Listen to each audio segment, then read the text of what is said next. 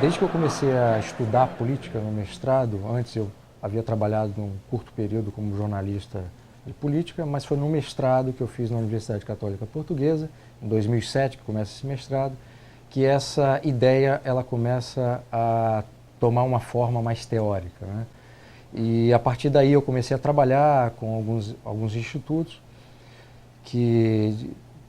cujo objetivo era promover as ideias da liberdade, e esse tema era sempre recorrente, né? Por que nós acreditávamos tanto no governo, depositávamos tanta crença no Estado para resolver nossos problemas políticos, econômicos e sociais, e ao mesmo tempo os políticos que faziam parte desse governo nós não confiávamos e atribuíamos a eles as piores condutas e escolhíamos os piores insultos para qualificá-los. Daí é que surge a ideia do livro.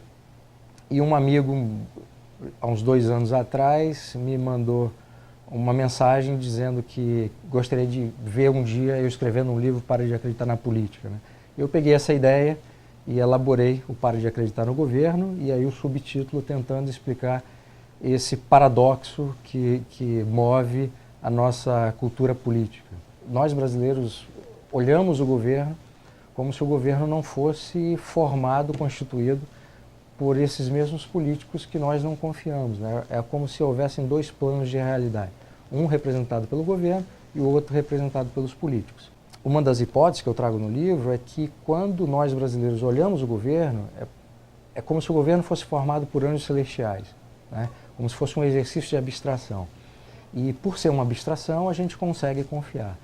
No caso dos políticos, como são pessoas concretas, de carne e osso, é muito fácil você identificar os problemas que acontecem com esses políticos que efetivamente existem. E quando há essa relação de políticos com condutas inadequadas, com corrupção, então não confiar nesse político que muitas vezes promete, não cumpre, está ao mesmo tempo envolvido em casos de corrupção, é muito fácil não confiar nesse político. Aí eu, ao longo do livro, com essa narrativa da nossa história política, eu tento explicar a origem desse paradoxo, né, e como é que ele foi sendo desenvolvido ao longo do tempo e como se dá paralelamente o crescimento do Estado. O Estado se torna mais eficiente para atrapalhar a sociedade brasileira, e eu termino o livro com uma conclusão que não é uma visão fatalista sobre a nossa origem política. Eu saio dessa visão muito comum que atribui todas as nossas responsabilidades e vícios aos portugueses, essa herança portuguesa e católica, e